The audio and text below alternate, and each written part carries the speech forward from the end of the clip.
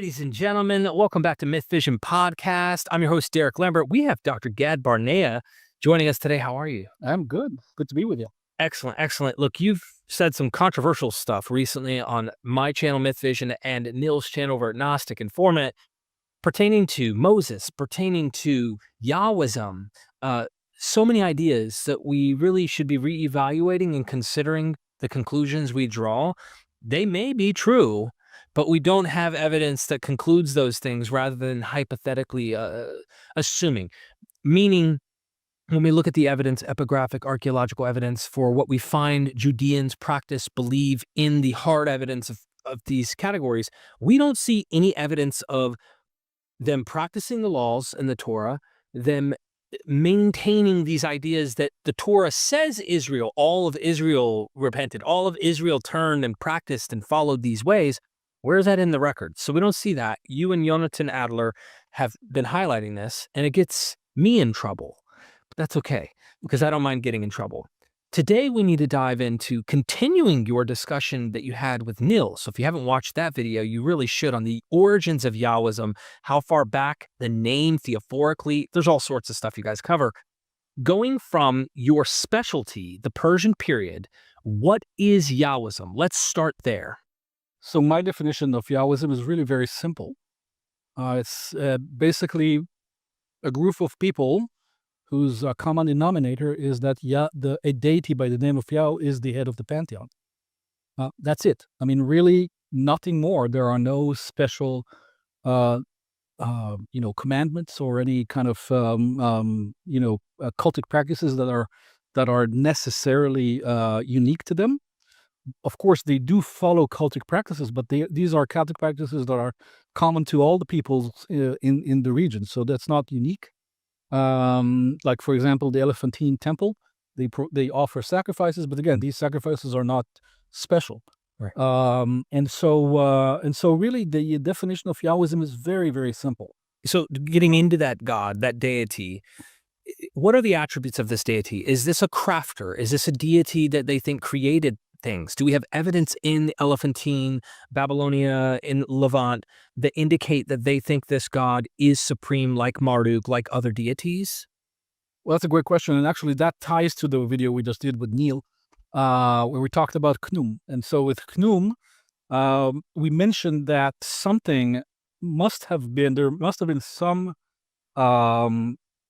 form of assimilation between Qumran and Yah that allowed or caused the Egyptian authorities to allow the Yahwists to build a temple to Yah, literally touching the outside of the temple, the precinct of the Qumran temple. Qumran temple was a precinct, not just one temple, but an entire area. Much larger. A big deal. Yeah, It's like, here's my brother. It's okay because he's my brother in a way. So there must have been something that allowed that caused the Egyptian authorities to allow this, and there probably was some kind of assimilation between Qumran and Yah. And we also mentioned early on that we do have in the document record people blessing, so Yahwists blessing other Yahwists by the name of Yah and Qumran. Okay. Together. So it looks like there was some kind of assimilation between Yah and Qumran. So going back to your question, what we do know about Qumran, and we don't necessarily know about directly from the document record about Yahweh, is that Qumran was a creator god, and not just a creator god, but the creator of man. So Qumran has this potter's wheel, where he creates, in the Egyptian theology, that's how he creates man, on the wheel. We find that imagery also in the Bible. What's beautiful also, and that goes back to Genesis, really, about the, inhaling or into the nostrils of man to make man. Qumran would create the human on the potter's wheel, but his daughter, Anuket, would insert the ankh, the force of life, into the nostrils of man, and that's represented pictographically on a lot of Egyptian material. So almost the identical idea of the creation of man in Genesis. Would you say that it's actually the Qumran one is mythology with a knot and other, but the Yahweh one happened. He really did create literally man. Of course. Okay, I was just making sure we're on the same page. Yeah, of course he. Okay. Yeah. Of course, I'm being funny. Yeah. Because that's kind of we're coming from an area. Believe it or not, you scholars living in Ivory Tower. Yeah. We down here in using Platonism at the bottom of the barrel are looking at this, going, "That literally happened. Yeah. That didn't literally happen." I'm being funny because we're scholarly here, but one of the reason why for me it's so important also to engage in these, in YouTube videos and all these interactions, is to not be in the ivory tower and to really share with the world. And I really trust the intelligence of the people listening to this, and I certainly respect the intelligence of the people listening to this, to understand that we are sharing our research. Of course, they have whatever they were brought up with, right. And it's fine to engage and disagree, but we want at least to share. At least I want to share my research with them, and so that they can at least engage and have an idea of where really the cutting edge now of relevant research is, and so just not be knowledgeable about it. This is so important. So getting our railroad tracks back on, the train back on the tracks, is Yahwism, and how we would try to understand this deity in the Persian period, because we're going to move forward and we're going to get to Christianity. People have to stay tuned because this is going to be a deep dive. We want to look at the letters, the fragments, the evidence that they give and attribute to this deity. However, when we don't have that and we see it so close to other deities like Qumran, it is a little bit of subjective, maybe speculation, conjecture. However, that we would look to other cults, other practices, and say, hey, the cult of Yahwism is behaving and acting similar ways. Maybe these attributes of these other deities are also attributed to their deity. Do we have any evidence in the papyri at that time that gives us more data about Yahweh, like who he is, what he does, what his role is in worship? Not really. The papyri or the ostracon are not so theologically. They're not theological, and they are not really. I mean, very few of them deal with cultic matters. Got it. There is an ostracon that I published last year of a Yahwistic, so a kind of Jewish, let's say, priestess that serves in the temple of Yahweh at Elephantine. And there's a curse text there that I published that we didn't know about. I mean, it was really hiding in plain sight, because the text, we knew about the text, it was just misunderstood all these years, and misread. But my interpretation of this shows that it is a very, very well-defined genre of curse texts. And a priestess so that's really beautiful, because usually in Judaism / Yahwism, we think only of male priests, right? And only officiating in the temples are only male priests. But here it's a direct, firsthand proof that there was a priestess serving in the temple, and not only that, but also commanding the deity. Ooh, okay. Which fits the genre of these texts, which we are familiar with across the Mediterranean. So it's a very well-defined genre, and this fits that genre perfectly. And even the fact that it has a priestess rather than a priest fits the genre. Got it. Although there are some male priests too, but in some cases, but usually these are priestesses who are responsible for this. So that shows something about the theology there, that it is a deity that is concerned with justice, with the rendering justice. That's what the curse text is all about. So a deity that is concerned. We talked about creation. Of course, all major deities in antiquity were at certain points. I mean, late in the Iron Age and later are, and it depends where. For in Egypt, of course, the theology was much more developed, but a lot of the major deities are creator gods, obviously. And so this different in each region. So, like, I guess before we leave Persian period, and you might have to constantly reflect back to connecting threads into Hellenism in that period. But is it different when you go to Babylon? We see the region where there were Yahwist, their form of cult, their form of practice. Do we have indications in that material that says this is different than over there? Or is it kind of in the Persian period similar? It's similar in a way. It's interesting. We talked, so in the previous video with Neil that we just did, we talked about the triads a lot. And in Babylonia, the Yahwists did have a triad. For our audience, say what a triad A is. triad is just 3 deities, usually a kind of a family cell. Usually you have a father and a mother deity with a daughter or a son.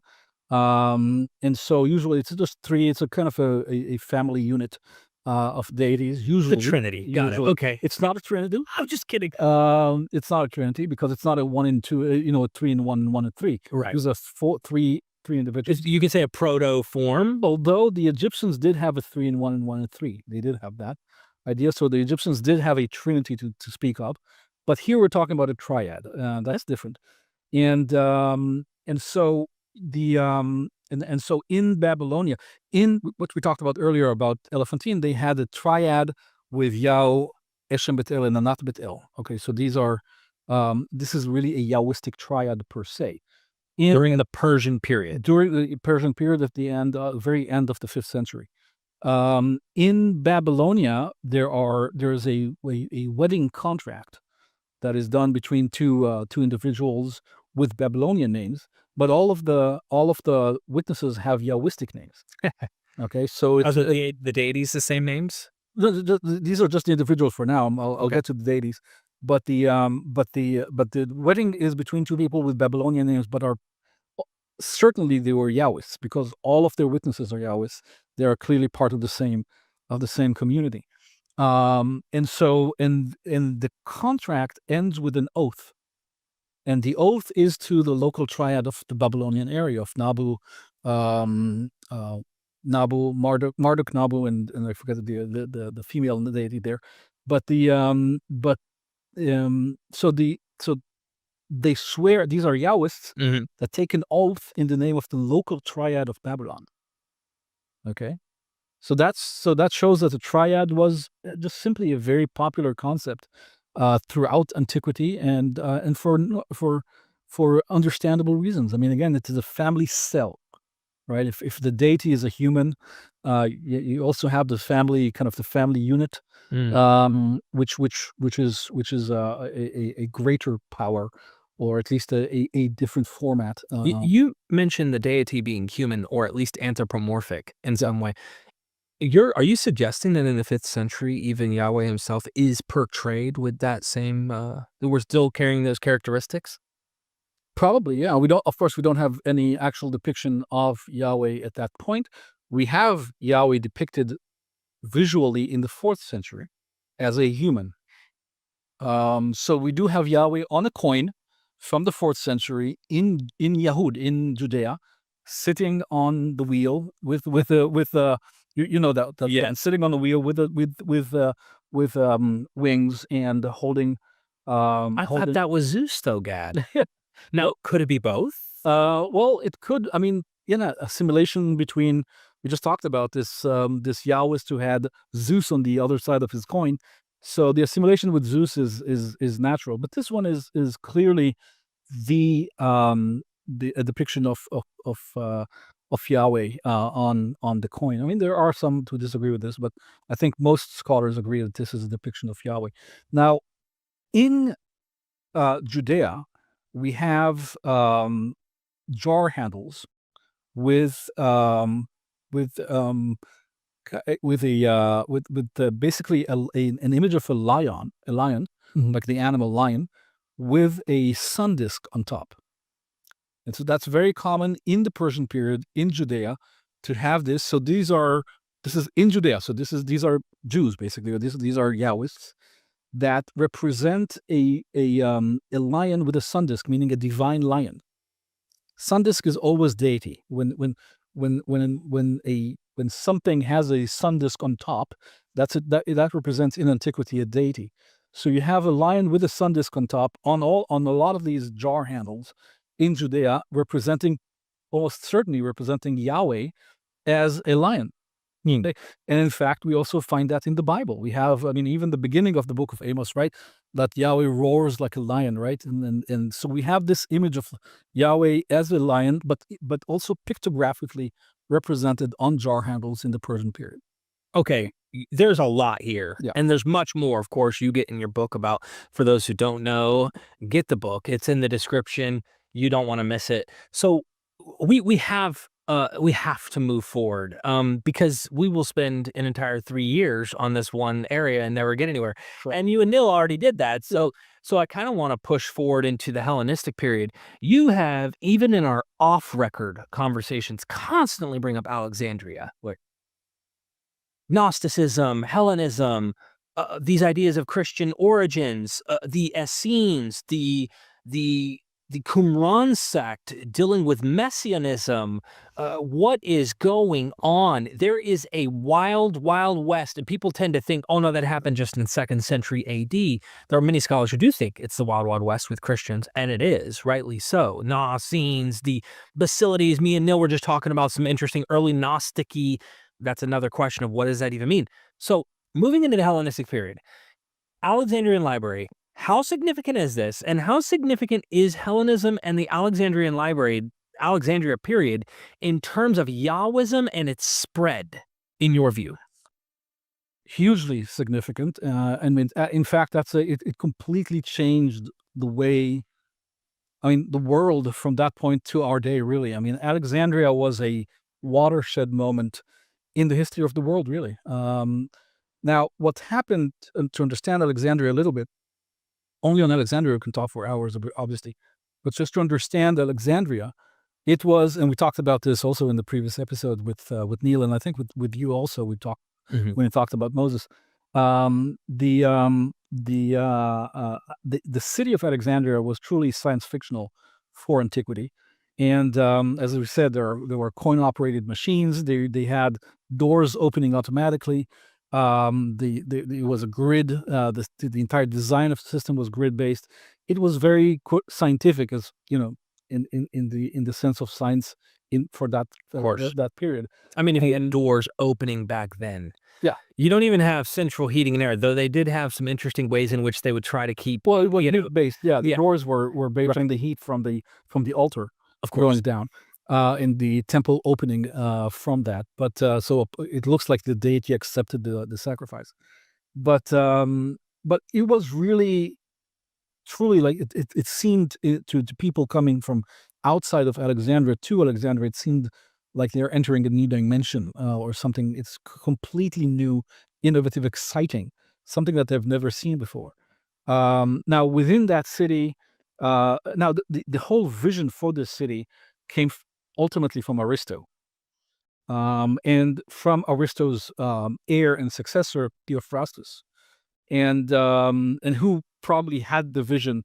It was a person who actually, he probably never set foot in Alexandria, but he had the vision for the library and for this type of city and this type of kind of scientific endeavor, again scientific for that period, of looking at these different texts, collecting these different texts together, seeing what the problems might have been, and harmonizing them and editing them, and all of these methodologies that they applied to their own texts, the Hellenistic texts, that were also later applied a few decades later, probably, to the Hebrew text. That's what I was going to ask you too. Is that here you have what seems to be a mostly oral religion that is only well known through word of mouth, through cult It's not well known anywhere. Right.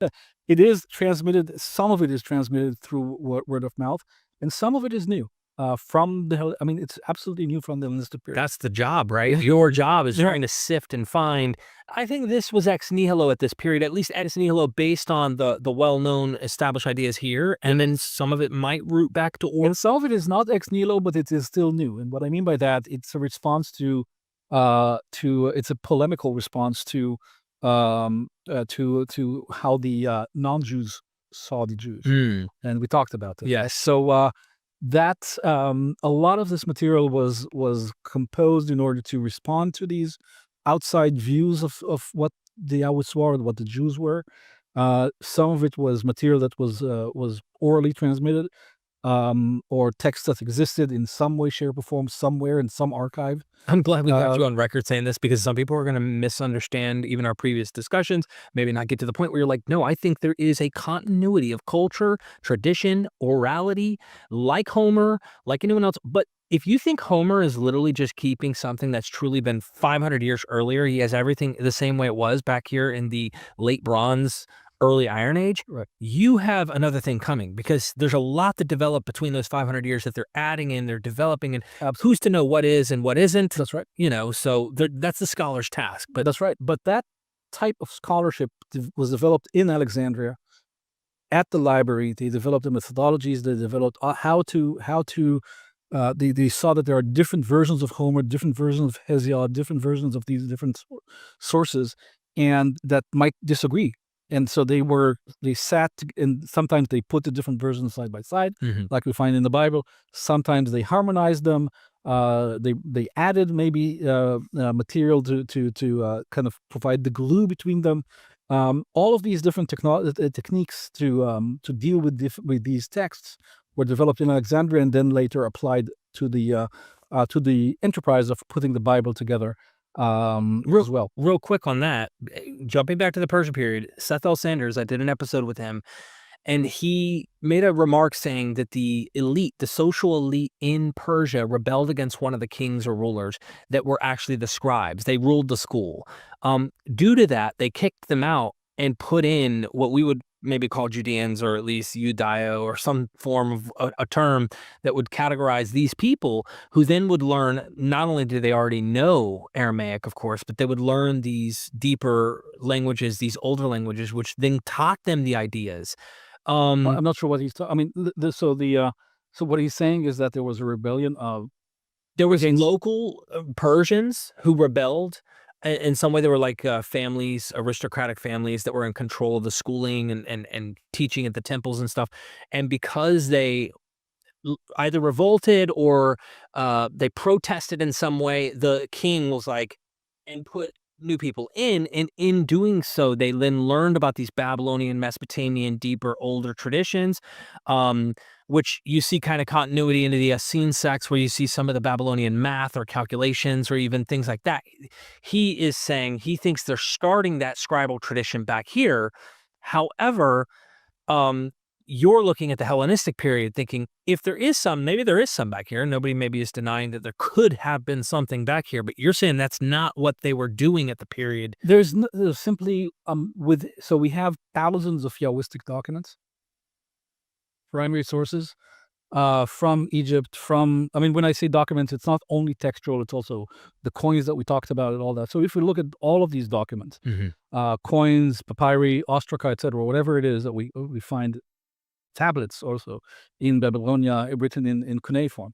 So if we look at all of these thousands of documents together, we don't see anything that remotely even relates to the biblical text that we know. Now, they were, of course, relatively literate in Elephantine. We have the people were, even though the scribes probably wrote most of the ostracon and the papyri, the people who received them were able to read them, right? So they were able to understand at least some of the. Maybe they had people read it to them. It's in certain cases, but at least there are so many. You have to understand that at least a lot of them were able to read the documents. Again, ostracon are shards of vessels, like jars and things like that were broken, and on them they wrote short messages, a few lines really, and so these are the old, the ancient world's SMS. He's so cute. I can't wait to meet her mom. Yeah. Like, absolutely. And so really we have these short messages that, and these are clearly not very sophisticated. I mean, these are really personal messages. Got it. And so people were much more literate at that point than we give them credit for. And also that's across the empire, not just at Elephantine. And you know what I'm bringing up with this idea that many scholars think the activity of the scribal practices of biblical stuff, they even go back before that. They want to say in Babylon, they want to go back and say, well, some of this material goes way back here. We've already did a show on that. I don't want to get lost in that, but I just wanted to bring that up to point out you're one of those academics who actually questions that validity of that claim, at least pertaining to the biblical tradition. Pertaining to the biblical, I mean, clearly scribal practices and scribal traditions go back a lot. And even I would even go further back than a lot of other scholars to say, I don't think, for example, that there was a long period where they lost after the Bronze Age collapse. Often people say, well, they kind of lost the ability to write it. From what I mean, before the Bronze Age collapse, you had a lot of writing, like the Elamarna text, and a lot of, a lot of documentation, administrative documentation, and letters, and so people were able to write and communicate pretty well. And after the Bronze Age collapse, or within that period of the dark period after the Bronze Age collapse, we see a lot less writing. But we do see writing, and they didn't lose writing. It's just that they didn't have the same networks, administrative networks across Egypt, and we don't have. I mean, also keep in mind, if we found the Amarna text almost by accident, Right. in Egypt, so who knows what else is out there. But we do see, for example, even within the dark period of the Bronze Age collapse, we see people writing on arrowheads. Now, writing on the arrowhead, of course, it's not a long text. But for someone to write on an arrowhead, that means that they can write. These are soldiers. These are simple soldiers writing something on. So literacy was still A thing.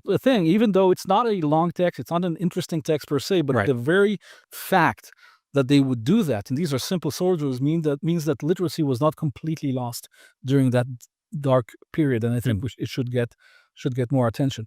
So scribal traditions continued, and they continued for a long time. And there were ebbs and flows, of course, but they continued. In the Hellenistic period, that is when, this is scribal heaven. This is where you're not just scribes, like you talked about. There are libraries that contain material. They had, here's where we're going to kind of document and leave these kind of things. They are actively teaching and training, and the goal is to educate, not just a scribe. Yeah, but let me stop you there. That was also the case much earlier. Okay. In Egypt, the scribal profession was extremely, authoritative. There are hymns to scribes. There are stories about how the scribes are seen, and so the scribes were extremely important. In Egypt from millennia before the Hellenistic period. And the scribes were extremely well regarded in Babylonia and across the ancient world. What happened, the difference with the Hellenistic period, is again going back to Alexandria. What happened there is that you suddenly started, and again, that is the effect of Aristo and of Theophrastus, looking at texts critically. Aristo was really kind of the guiding force behind this, because he looked at everything critically. Right. He looked at Plato critically. He checked everything that Herodotus said. He put to the test. Right. Herodotus said, well, the Ethiopians do this or the Egyptians do this, and he actually sent people to test that out. Right. That's Aristo, and that's a big change from people before him, actually thinking critically about everything and testing everything. So that's a huge change from previous generations. I mean, and this is what eventually led Aristo's vision through Theophrastus, led to the founding of the Alexandria Library, as we know. Now, once you get into that mindset of a critical view of the text, that changes your entire relationship with the text. It's not just, writing, documenting things, or just expressing, different administrative realities or contracts or even letters between people. Now there's a whole other dimension to this. There is a critical dimension to certain texts. Of course, administrative texts don't necessarily need that, but certain texts do need a different approach. And now scribes get another kind of feather in their cap, right? They have a different role, or an additional aspect to their, or additional parameter or dimension to their role. And I think that what happened after Alexandria changed not just, we talked about the Hebrew Bible, but it really changed. The main thing it changed is it gave literary texts authority. Mm-hmm. That is the main, whether it's the Bible, whether it's Homer, whether it's, but it gave a certain sense of authority to literary text. It only started there, and it eventually became, scripture, right? I mean, like New Testament, and of course, the Hebrew Bible and other texts as well became more and more authoritative. And this was a lengthy process of text becoming more and more and more authoritative over time, which has huge implications on humanity, both positive and very, very negative as well. This idea of text and obviously eventually canonization, which is later down the road, but it's like proto versions of here's why later on you get sacred texts that are standstill like this and the way that they're treated. I wonder, getting back to Yahwism, as time proceeds forward and we notice that there are groups of Judaism, if you will, I don't even know if that's the proper term, because you have Enochian Judaism, you have Mosaic type Judaism, you have various forms of Judaism. And in these different groups, even when we find the Dead Sea Scrolls, there are different Yahwistic theologies that kind of portray a different Yahweh. Destiny is foretold and determined to free will type concepts hundreds of years before Jesus. This debate of Calvinism and Arminianism in those theological groups, they think this started with like early Christians and not realizing this was already happening earlier among Jews. And it wouldn't shock me among Greek thinkers and such about the soul and do we have free will, all these questions. So I'm curious, do we have any evidence of text, sacred text, or maybe that's not the right term. I would imagine using sacred text, but sacred may mean you can't change it, so let's not use that term. Are there texts that are important to Yahwism that we've lost, that were part of groups of Yahwists that are not the biblical canon, that aren't Bible texts that we have, aren't Enochian, that didn't make it into our certain canons? Do you know if we've lost any that may have back here into the BC area? Well, that's a tough question. I mean, of course, there were texts. There are texts that are mentioned in the Bible, like the Book of Yashar and things like that. All of these, acts that were taken by aren't they all written in that book, the other book that we don't have, right? Right. And so we do have, of course, and obviously there are texts that we've lost, and we don't even know that we've lost them until we might find them somewhere in the cave that we haven't excavated yet. But there are stories now. One of a Dead Sea Scroll that I've restored, which is very interesting. It's a relatively small scroll. But it was preserved by the Dead Sea Scroll sect, or at least the people of Qumran, and it contains an Achaemenid court tale, which is very, very interesting. But in it does have a doxology for the deity. It doesn't say Yahweh, but it says the high God. But it does say the high God, and who sees all the earth, and the earth is his, etc., etc. So there is a certain theology in that scroll that is not biblical per se. I mean, it's kind of it's not far from the biblical, but it's something different. And so that scroll is very, very interesting, very truly eye-opening in many ways. Mm-hmm. But that's in Qumran, and we didn't know about what it really said until I restored it, and I haven't published it yet. I mean, it's very close to being to finish the manuscript, and I just gave a lecture in Penn State about this particular scroll. But What's so unique about it? About the scroll? Yeah. What it's saying. The scroll, it begins with a story of this really righteous man, pious and very, very, very loyal to the king. This is what's really important to the Achaemenids. Being loyal to the king is the number one virtue. And so this person called Pateriza, who is the father of the hero of the story, and he's been praised. We don't have the first column of the scroll. We see that in the second column of the scroll. Again, each column is only 7 lines, so we don't. The fact that we don't have the first column doesn't mean that you've lost a lot. It's only 7 lines of text. It's not insignificant, but we still understand that this is praising this person. And then there is the scene of the finding of the book, of the authoritative book, which is a very common scene in antiquity. There's at the right moment, someone finds the right book, like with Josiah, right? I was just about to call Josiah, exactly. So at the right moment, someone finds the book that changes everything. And that's also there. And so, but in the case of this particular scroll, that book is the Bisutun inscription of Darius the First.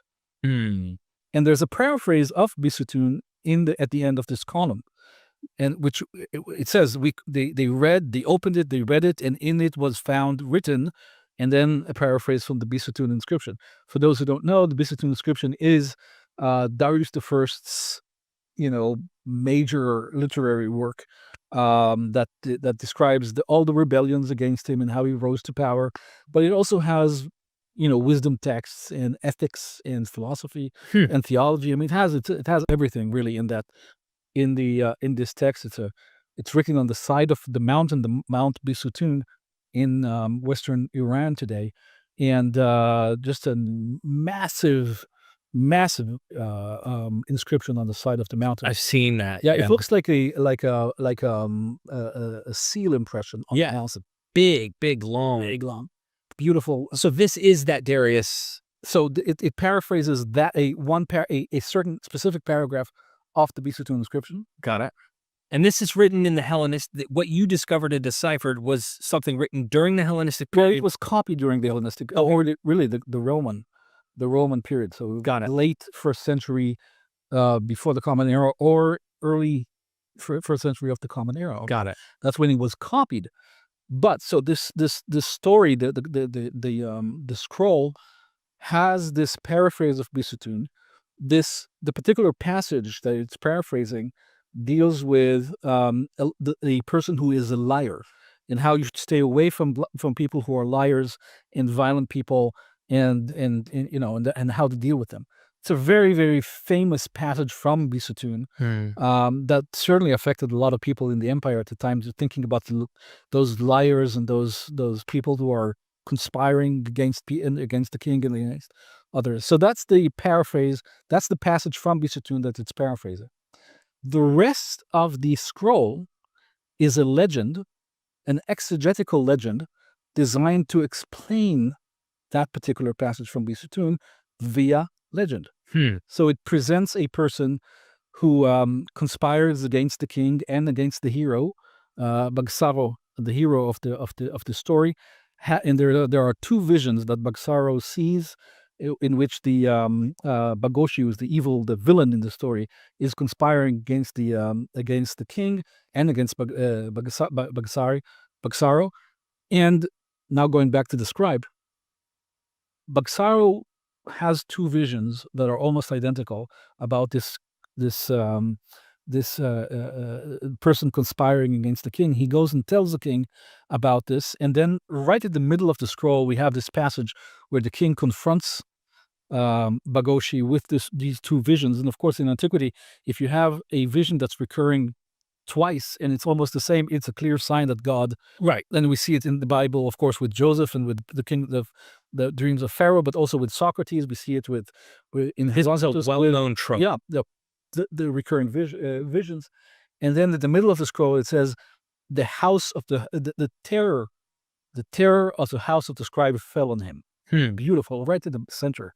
And from that point on, of course, they punish this conspirator and his 6 co-conspirators, but also there's the doxology of the deity and the end of the hero Bagsaro of the story. So it's just a beautiful court tale that we didn't know anything about until I restored it. So it's really we knew. I mean, independent fragments were published, but it wasn't restored.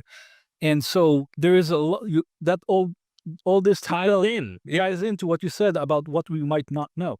And this we know only now, but we might find even among the fragments that are that we already know exist among the Dead Sea Scrolls, there are a lot of fragments that haven't been assigned yet. And so there might be other things that are hiding in plain sight, even among the fragments that we know about, but also there might be other caves and other places that we haven't looked at yet that might bring to light additional sources that we don't know about. What's really important to understand is that this entire period was effervescent. People were constantly, especially after Alexander. I think Alexander really kind of launched humanity in that region into a new phase of just being obsessed with texts. Yeah. Yeah. And like all of these stories from different regions too, like really trying to bring it all in together, right? And synthesize it in a way. And vying for authority. I mean, the texts were not sacred yet, and you were right to point out that they had no problems changing the text, and so they were not sacred in that sense, but they were competing. So yeah, we really, there's so much here. I feel like we really would need like a week, video after video, show after show, to really dive into so much of the complexities you've researched and discovered. What I'd like to do is just highlight in passing as we going into Yahwism and discussing how this works in the broader world. Because when I think of Yahweh, I think of Jews, I think of Judaism, I think of Hebrew Bible. Notice now it's exclusively a text typically. We don't really think about that Enochian stuff. We don't really think about those non-biblical canon stuff because we're trained to think in a bubble. And then my brain is doing this over these years of learning. So I'm looking at Stephen Mitchell's work, One God in Pagan Rome, I think it is, or Pagan. The term pagan's already a problem, but you get the point that non-Jewish people are already, even the pre-Socratics are doing what is megatheism. They're already seeing a one God concept, or at least an an ultimate deity that rules and runs the show, and all of the others are subordinates. But worshiping only one deity. Like, even though you have these other deities, you start to see that start to rise during this period, and there is what we would consider polytheism. So the question is, how did we get Yahwism to become a thing? Or really, some people might go, the only Yahwism I know of is Judaism from the Maccabees, the Hasmonean period, and the Enochian little sects that are in the Dead Sea, Qumran communities, or at least associating with them. They would only associate Yahweh with Jewish people, and that's a whole nother can of worms to deal with, like who makes up that category. But then they would only say that non-Jews start to enter in as God-fearers. You might have a sprinkle here or a sprinkle there in the biblical text if you count that tradition and count that as somehow historical in the way they do. But like, it's only when these God-fearers show up that decide, I like Bob. Bob's a nice Jew. Let me see what his little synagogue has going on. Oh, he's a nice God. I'll just keep Zeus and Athena and Dionysus and all this. But I'm also going to come check out Yahweh. He's pretty cool. That's kind of how, and I'm doing a bad job probably, but in a nutshell, they think that's how the Yahweh gets introduced to the non-Jewish world. Is here are these synagogues that are imitating Greek thought, but like they don't really have anything to do with Yahwism. That sounds like you're saying that's not the case. Right. Yeah, I mean, so Yahwism was the only, really, there wasn't Judaism per se until the 2nd century before the Common Era. So when I say Judaism, I mean, yes, Yahweh is the main God, but also there are commandments that he imposes on the people. There is a narrative about him, how he created the world and how he manages the world, and what makes him angry, what makes him, reverse his opinion, things like that. So that narrative, that idea, that view of Yahweh is very late, and that's 2nd century. Roughly speaking, 2nd century before the Common Era, Hasmonean period. Got it. So we thought we can really talk about that kind of Judaism, actual Judaism, from the 2nd century before the Common Era. Before that, we have Yahwism, and as I said, the definition is very simple. Yah as the head of the pantheon. No other thing nothing else is really unique to that particular cultic system. And so that's Yahwism. Now, Yahwism was very deeply ingrained within Yahwistic communities. The development of a narrative about Yahweh and and all of the commandments and all of that, that was something that kind of was spawned out of Yahwism by the trigger of the Alexandria Library, as I said earlier. It continued, but Yahwism continued unabated, continued to exist, continued to be very strong, and continued to be very popular also. Okay, I'm a layman. Yeah, and please don't mind my jumping in. I have to be taught by the man. When I look for the evidence, I see we have the biblical text and we have a group of Hasmoneans, and we see them using this as their nationalistic, if you will, identity and propagandistic. Propagandistic. You're suggesting, and I love that you hinted at this, but I don't want to get lost back in Alexandria because that's a whole nother world we can explore deeper. We've already explored it a little, but there's so much more. That is, in Alexandria, Yahwism spreading, but you have a group of people who seem to be really propagandistically reacting to forms of Yahwism. What evidence of Yahwism is there among non-Jewish groups at this period? Do we have epigraphic, archaeological, any papyri that has them using this god in the BC area? I know it's hard enough to find it for Jewish texts. So people, this is the problem, right? Because now you're having to go, okay, hold on, everybody. Ladies and gentlemen, I hope you know this. We're lucky we found the Dead Sea Scrolls.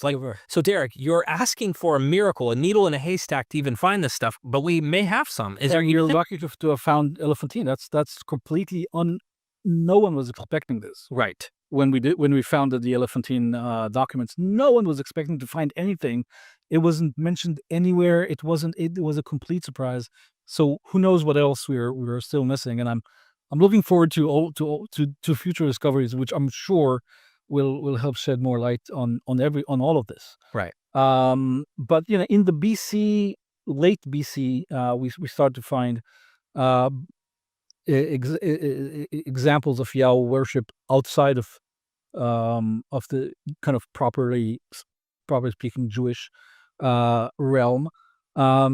Now, most of these are in amulets, curse texts, and things like that. Right. Magical papyri, and again, amulets, curse texts, protective gear, and things like that. So that's, but that we find all over the Mediterranean. Right. I mean, from modern day England, actually, to Egypt and to Palestine.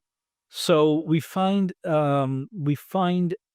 literally, I mean, so much. This was a lot more popular. So Yahwism, just the idea that Yahweh is the top god. Right. No temple needed necessarily. No sacred. Here's our story we have to have in this book. It's this deity which you could bring with you wherever. That's right. They are believing in this deity. They're calling upon this deity. They are absolutely. They believe that this deity will protect them. Absolutely. Okay. So, and that was extremely popular. I mean, we have, of course, later on, Macrobius. That's 5th century, right, of the Common Era. But still, then he's compiling the Saturnalia. He's compiled this. It's a compendium of the different religions, cultic systems, right, within the Roman world, and he's using sources that are much more ancient. Exactly. Going back centuries before him. So there he talks about Yahweh as the head of the pantheon of even the Greek gods. Got it. I mean, he's the top, and he says something like, in the summer Yahweh is Hades, and in the spring he's something else, I forget. But he's basically he has a whole confederacy of deities, not just a triad, but a whole system of deities under Yahweh is the top deity. But he's not Jewish, he's not Christian, he's not even a Yahwist. He's just repeating, collecting and documenting the cultic systems that were active in his own day. But that shows that this term Yahweh started to take on a life on its own, independently from Judaism, independently from obviously from Christianity, which was at that time, or just a small. I mean, at the time of Macrobius, it was already the religion of the empire. Right. But before that, it was just this relatively small sect that was very, very quickly spreading. Now, I also am convinced that the spread of Christianity was driven by Yahwism. Got it. I mean, Yahwism just simply prepared the ground so well for these ideas to be absorbed into that ground, so that Christianity was able to spread much more quickly than it would have been otherwise. This is such an interesting road we're about to go down here, and I'm hoping you have something to contribute on this in terms of maybe your understanding pertaining to Mithras, as obviously it takes a kind of a different reinterpretation later in Roman period, but it is this long-standing Persian deity that continues all the way back, and It's different from the Persian. It's the same name, right, give or take, but it's very different. it's very different by this period. But I guess here you have these competing Sol Invictus Mithras kind of thing, right? That you would think, okay, all the way back here, you have this god called upon that really, I guess, answer the question pertaining to that, right? Is this Mithras in some way, is there some form of continuity where the Romans have obviously reworked it for their own needs and desires and cults and in a mystery religion?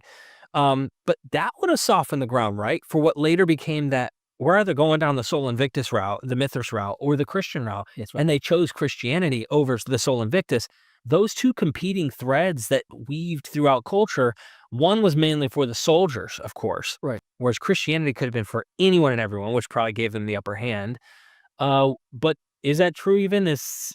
Well, I mean, I think that what gave ultimately it's all a question of just luck, really. I mean, it's very it's very I mean, the fact that Constantine's mother was Christian, or something like that. I mean, he has a Christian milieu, probably played a larger role because ultimately he decides. I'm just thinking culturally, like, so you already have a cultural I softening. think that it was neck and neck. I mean, it could have gone either way, Mithra or Christianity, and it went that route. Just it really was just a chance thing. And then Because, Mithras specifically, though, is there continuity back to the Persian god? well, yes and no. I mean, it's different. Of course, there is a relationship. I wouldn't necessarily characterize it as continuity, Mhm. but they did, of course, adopt certain features from the Indo-Iranian Mithra, but it's very different, Okay. and it's all. But and I'm not sure that they took it directly from the Persians. I mean, the Greek historians wrote a lot about the Persian Mithra, Mhm. and so that might have been through the Greek historians, that something that it wasn't directly related, but that they adopted that from the prism of the Greek historians. So who knows? Indirect Yeah, way of still kind of continuing the deity's name and in some way. right. Okay. It could. I mean, it could be direct. It could be. We don't know. Or maybe someone that I don't know about did publish something serious about this that I'm not familiar with. But from what I know, I don't see any direct continuity. I mean, of course, there is relationship, Mhm. but doesn't mean that there is a direct kind of evolutionary, continuum from one to another. And I don't think there is. You brought up the point that obviously non-Jews are calling upon Yahweh. That's clear, especially when we look at even Christians, right? And the excuse, I'll say, is that, well, now you have these non-Jews attracted to synagogues, listening to the preaching, and then becoming converts, some of them, and some of them, which this is true, this happens, but they think the only way they get introduced is here's these synagogues across, not the only way, but like mostly here are these synagogues that are all over in the diaspora. And so now they're getting introduced to this God, which is through only this literature path. And you're saying, no, it's messier than that, way messier than that. It's word of mouth. People know about this. They're going down there to the local person to get medicine. Yahwism was very popular, and again, we see it all over the Roman Empire. Right. Many amulets, many curse texts, I mean, so much all over the place, that Yahweh was clearly a very, very powerful deity, and very sought out for all kinds of health and protection and things like that. You mean people got sick back then? Hey, oh man. Oh, So this point, this is an interesting point, and I want us to kind of dive into that as you're explaining this. In what way does Yahwism, your study of Yahwism, as someone who's so highly focused on this God, his name, theophoric names attached to it, and the cults and the different things from amulets you described in magic, how does this shift what you see happening in New Testament scholarship? Now, I know you're not a New Testament scholar. This is going to get you into trouble, clearly, with people who might be on the more conservative side or even get defensive about their own scholarly circles. They get mad at me all the time, too. So do you think that for the most part, New Testament studies is kind of coming at it wrong and doesn't really get the big picture of what's happened before with Yahwism? Because they've been mostly indoctrinated through the idea of like, here's this Jewish lineage of Jewish literature that only came, like, you get the typical, I'm sure, view, whereas you're saying, no, you're not getting big picture. Right. So, I mean, again, like you said, I'm not a New Testament scholar, and I don't want to talk specifically about New Testament scholarship per se. Yeah. But I can talk about, first century, second century of the Common Era. And from what I do know about New Testament scholarship, and I'm just going to say that in passing without getting into it. Often the questions is, how does it relate to Judaism? Right. Right. And so you see the kind of the Jesus movement coming out of Judaism, and so they always look back to Judaism before Jesus, and then Judaism in parallel to Jesus and with Jesus, and yeah, the different interactions, etc. But as if there are only two options. Got it. Now they do look at Gnosticism. It's so-called Gnosticism, again, another term that I really don't like. I know, because it's a pejorative name, but we'll use it for convenience. So they do look at that, and there are many different sects within Gnosticism, and they look at that in terms of how that might be relative to certain parts of the New Testament, like Jude and Second Peter and things like that, where you can the see Gospel of John, but especially really kind of we see it very clearly in Second Peter and Jude, and even Enoch, of course. And so these parts of New Testament studies, do take into account Gnosticism. But then the question is, what is Gnosticism? Yeah. And for a lot of the scholarship, unfortunately, and that's where I do come in, my research looks at Gnosticism as heretical Christianity, which it's not. Yeah. Right? It is simply another step in the evolution of Yahwism. And so Gnosticism, again, the so-called Gnosticism, has a lot of the elements that we find in earlier Yahwism, including Qnum, right? We talked about Qnum earlier. Qnum here called Qnubis. It's the same deity. By the way, already at Elephantine, he's called Qnub with the B, not Qnum with an M. But also already at Elephantine. So that's 5th century, ladies and gentlemen. That's the first time he's documented as not just Qnum, but also Qnub. And then we find that in so many Gnostic. And these are like, I would almost argue, I'm not going to say there isn't DNA and then that lines into the Jewish genealogy, but like these are mostly Romans and Greeks, or people who are not in Judaism. A lot of them are speaking against it. A lot of them are communicating, going, no, this is an evil creator. Not all, but there are people who are doing that. Just to make the point, again, they want to argue, well, it all started because of just Christianity. If it weren't for Christianity, they want to almost say this Gnostic stuff comes later. Right. You're saying, no, nice try, buddy. Look back here. It's not like, oh, it just stopped at the 3rd century BC and then they picked it up at the 2nd century. No, it's been going on. I mean, we talked about Anat Yahu earlier, which is one of the in the triad at Elephantine. Right at the end of around 400 BCE, this triad that we talked about at Elephantine that had Yao, Anat Bet El, and Eshem Bet El. Right. At that time, there's another document that mentions Anat Yao, so like a dyad of Anat and Yao, a different document. Got it. Around the same time period, and this day, the Anat Yahu we also find in a magic medallion, a Gnostic medallion. From I think it's the 3rd century of the Common Era, or the 2nd century of the Common Era. So, we find that the same deity that we find at Elephantine in the 5th century. And we find Knub. Knubis, very popular in Gnostic material.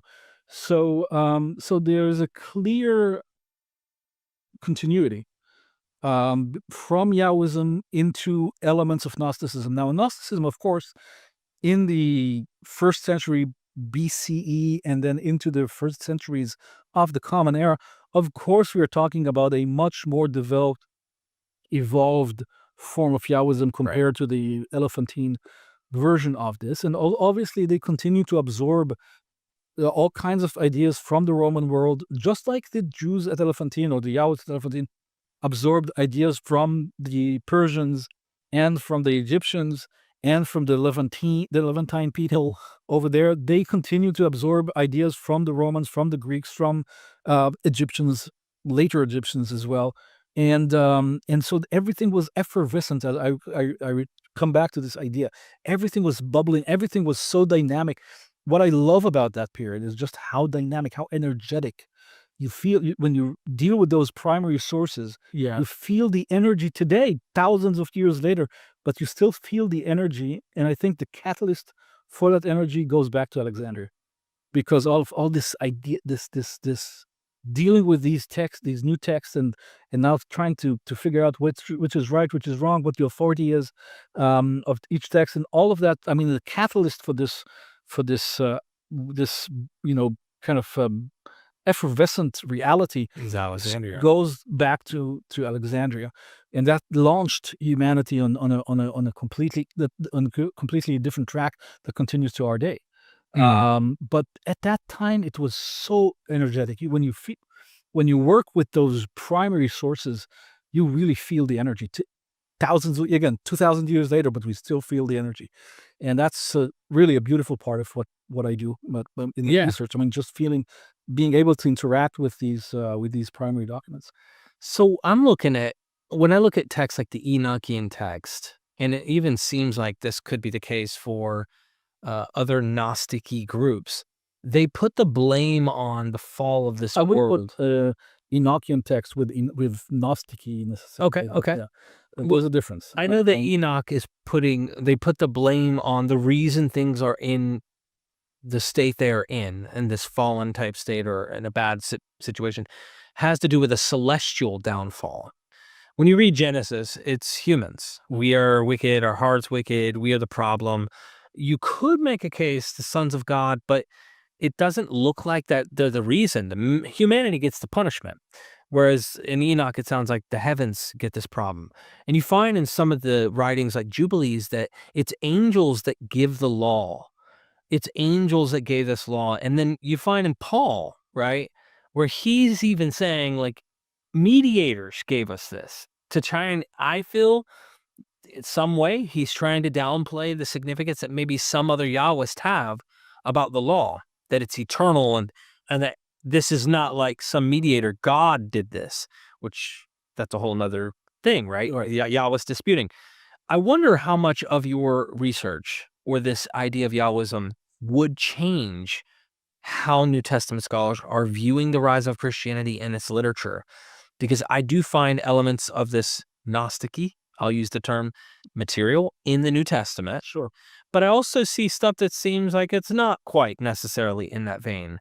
And do you have any conjecture you'd like to add on what you think might be happening? Do you think that Christian origins, I'm speaking of, like the literature that we have, do you think that this has some favoring one side or the other over the other in its origins, or there's just no way to know? Well, I mean, to a certain degree, yes, and of course, ultimately, there'll always be elements of that we can't know. Reality is always much more complex than we can realize. But Yahwism, of course, continued to function and to evolve in parallel as Christianity was being developed.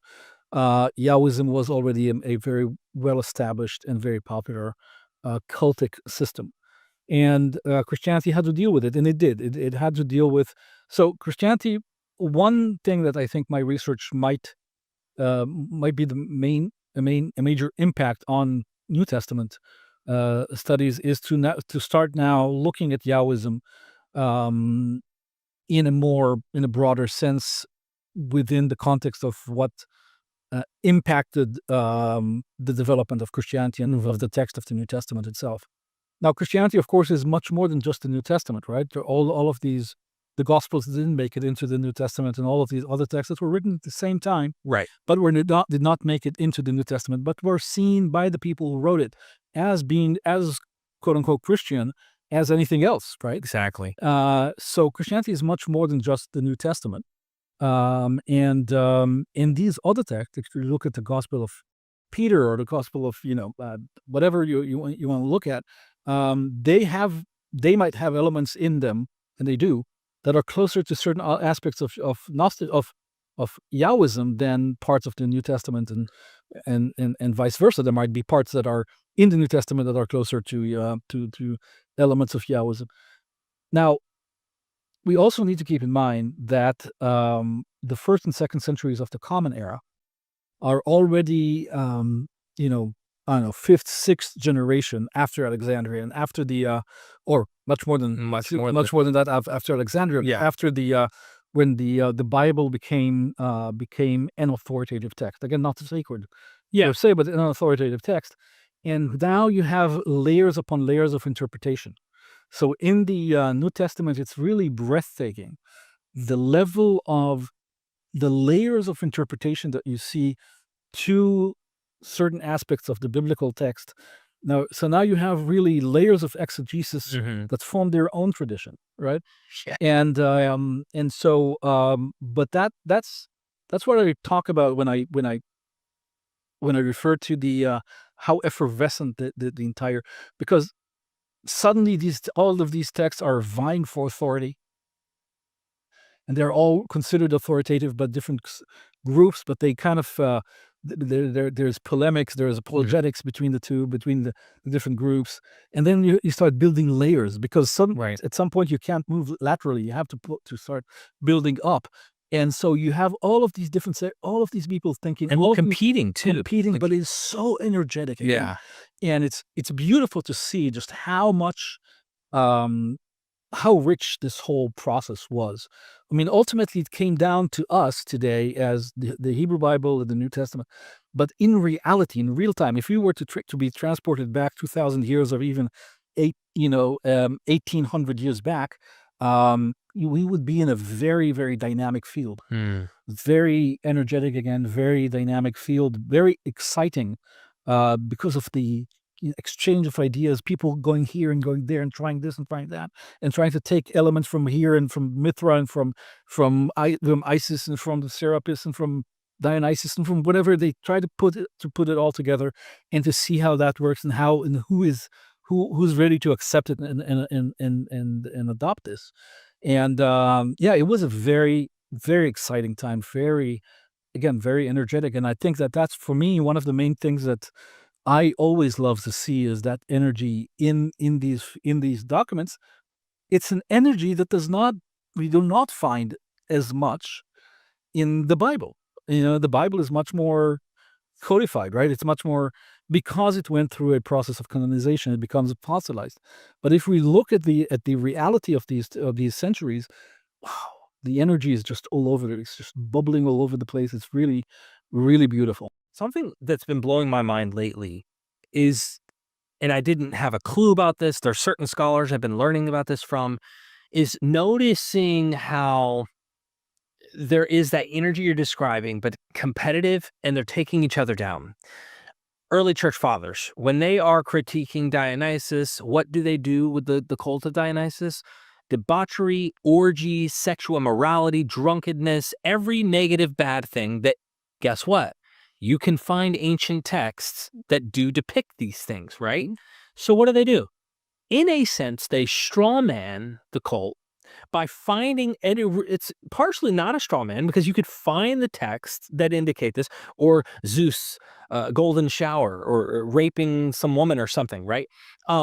But when you actually are asking the people at that time what they believe about Dionysus or Zeus or Heracles, Heracles has got some adventures if you find those in the history. However, the cynics said he was the most righteous, the most moral of all humans on earth. He was a savior of the world. They saw him that. That meant they reinterpreted him in their own way at their own time. So the church fathers are strawmanning the position of the current cynic, the current Dionysian person who saw Dionysus in a more ascetic way. Right. Well, here is what I also find within Gnostic circles. The ones that are actually, and this is what I wanted to ask you about them, whether or not they're Yahwist or not. When they are then making Yahweh the evil creator, and Yahweh is actually not the good guy. Now, it's not hard to search through your Bible and find out real quick why Yahweh is not a good God. Right. Now, if you're a Christian who stands on the hill and has to reinterpret everything and you're a fundamentalist, of course, we know what you're going to say. We've heard it 1,000 times. Right. But it's really quick to go, you're pointing at Zeus, you're pointing at Dionysus, but your own tradition, your own texts say these things. But it's not how you understand him. Ah, okay. So here you have these two competing versions. Right. Are they Yahwist? Are the people who are saying Yahweh is a demiurge, but he doesn't realize there's a God above him? Are they Yahwist? Are they a form of Yahwist? What is your thoughts on that? Yeah, I would say they're a form of Yahwists. I mean, Yahwists don't have to necessarily have a positive view, and then like the Greeks themselves. I mean, they had also a very negative view of certain of their central gods. So some of their central gods. So it doesn't mean. I mean, it's a god. It's a god that you're afraid of, and it depends on the situation that you're in. So I would say that there are still Yahwists as well. But we need more context. Every time we need more context. Yeah. So what about the traditions that like Greeks and Romans had that you find a propaganda against Jews and their God? Their God, the donkey-headed deity that's in the temple, he is Set. They make him evil. What about the idea with Apion? Apion makes this accusation to Josephus that's quite scandalous if you haven't seen it, where he says Jews fatten up Greeks once a year, making them full and chubby, and then they sacrifice them. And not only that, they eat them. At a certain time of the year, they eat them, and then they throw and discard whatever's left into a grave. I had someone write me this today, actually, and was like, this looks and almost sounds like the Jesus story in a way. And I'm like, let's not get too, it could have overlap, but that seems to be more of a stretch to me. Yeah. Anyway, like, what's going on with that? Are these anti-Yahwist? Well, these are, I mean, this is certainly anti-Jewish. Got at it. that point, this is even really anti-Semitic. I don't like to use anti-Semitic because that's anachronistic to that time. But in a sense, that's really what it is. And I mean, that's basically a blood libel on the Jews at the time that they are. But people did that to each other at the time anyway, not just the Jews. Is it possible that there's any historical reality to them practicing such a thing? No. Well, okay, we needed to hear that because some people are like, what if the Jews really were? No. Okay. No. No, there's no there. No, but there's a lot of no. I mean, but that would be insane. Yeah, it's just but the no, of course not.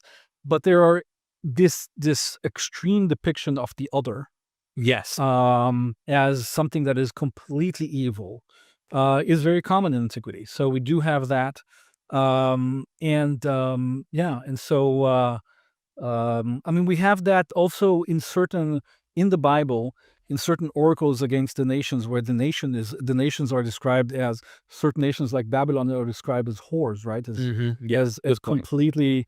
So the idea, even Rome is called that in Revelation, exactly, right? Exactly. So so you have this depiction of the other as this extremely negative, the worst evil, you can think of. Early Christians did that to the Gnostics. They cannibalizing. There were sexual orgies, making up. That's right. So none of these stories have anything, real in them. It's just this evil depiction of the other.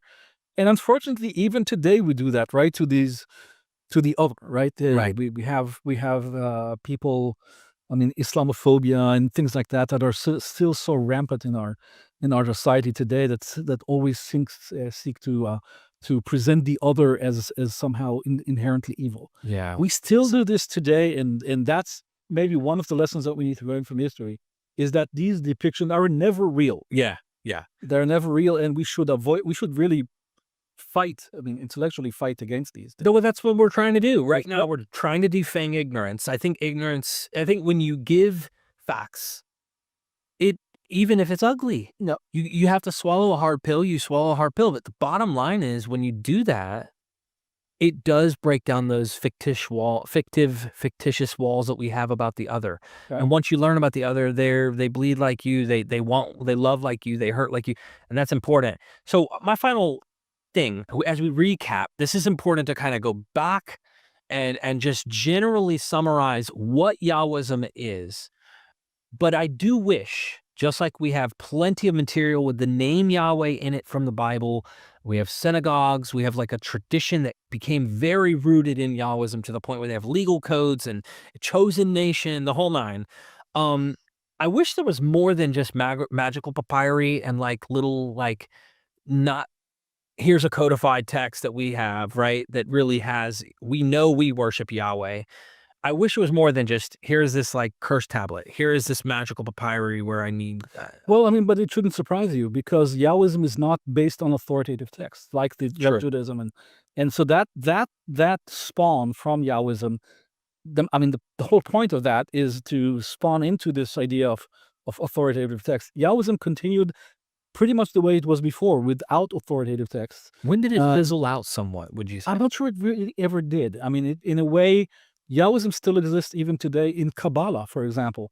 A certain form of Yahwism exists in certain interpretations of the Kabbalistic, universe of deities. In the Kabbalah, you have this tree of spheres. Yeah. You have this 10 deities, really, and you have a female deity that goes up and down the tree and copulates with Yahweh. Wow. In Kabbalah, right? In the Zohar, you actually have, some have called it a pornographic book, because you actually have a description, a very, very, very detailed description of intercourse between Yahweh and the Shekhinah, for example. So you have, and literally describing how the sperm goes from one to another. Literally, it's You can tell guys wrote this. yeah, absolutely. But this was so in a sense, and so scholars of Kabbalah have said that there are Gnostic influences on Kabbalah. No wonder. But what I'm saying is that there are Yahwistic influences in Kabbalah. So it might be Gnostic, but again, it gets to that point of like Mithras might have been filtered through the Greek sources and not directly necessarily from Persians, and how the Romans adopted this deity, or deity, however you pronounce it. This is fascinating. So we have this God Yahweh, who ends up being quite an interesting deity that everyone seemed to have known in some way, shape, or form by the Roman period. I'm not going to say everyone literally, like we can't go back and interview them all, but it's a very popular all over the place. Which would explain why non-Jews are attracted to anything Yahweh related, including going to Jewish synagogues, especially if they already have this deity at heart or know anything about it. Right. Now they're getting closer to home. It's down the street. They're going to help their Jewish friend who also has a similar God that they're willing to adopt. Yeah, but also the Jews. The Jews, right? Those who are following the commandments of Moses, etc. When they had someone sick in their home, they would go to a Yahwist for a curse text and things like that. And we find that in the magical bowls, right? The Aramaic magical bowls that are found in Babylonia in the 5th century, 6th century of the Common Era. At the same place where the Talmud is being written, at the same time, you have Jewish texts that are about protecting the family from Lilith, right, or protecting from the evil eye, or from the angels, and all kinds of voces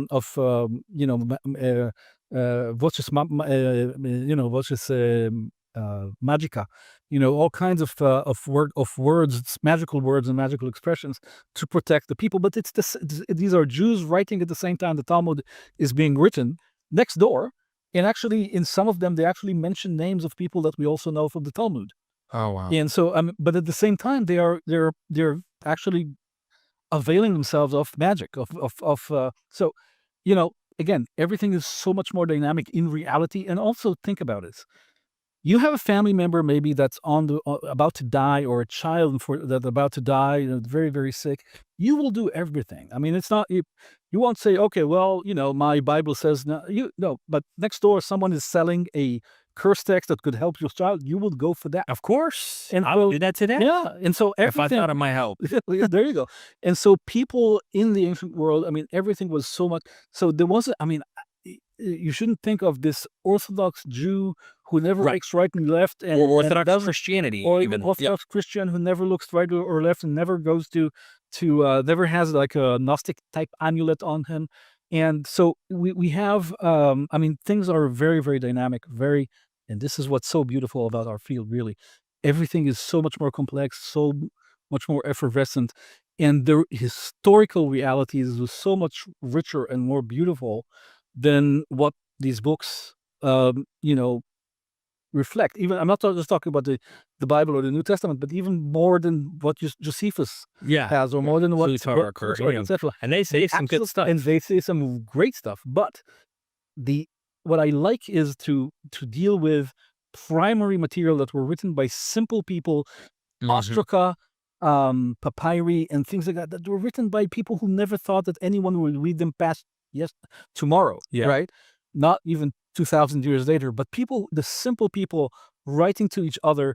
That is truly the richest material, the most exciting material, the most energetic material. Even these amulets, these curse texts, everything that you see on this is the exciting and energetic, and this is what gives our field this really the kind of the energy to continue and dig deeper.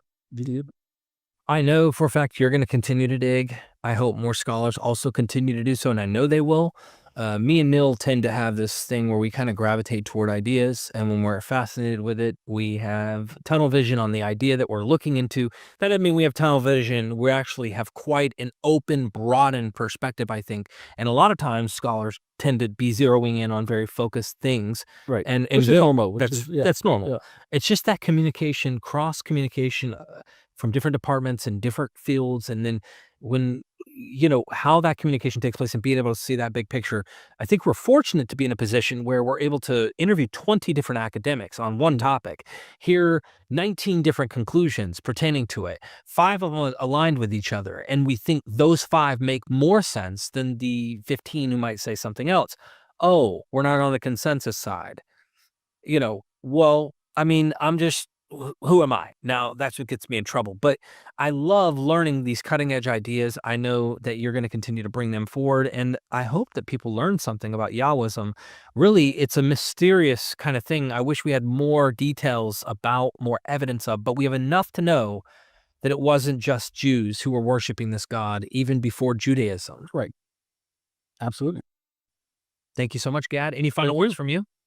No, I mean, like you said, I mean, Yahwism, I think, is right now. I mean, of course, Yahwism as an idea has been out there for a while, but now I think we're in a new phase where we start to understand through my research and a few others that are dealing, and especially in this book now, that Yahwism is a major force to be reckoned with, and the implications of Yahwism, not just in the Achaemenid Empire, but throughout antiquity, are much, much wider than we ever imagined.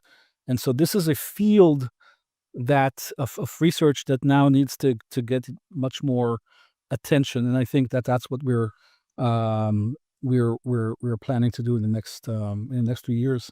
I think these shows are going to get some attention. So thank you so much. I appreciate you. And everybody, never forget, we are Myth Vision.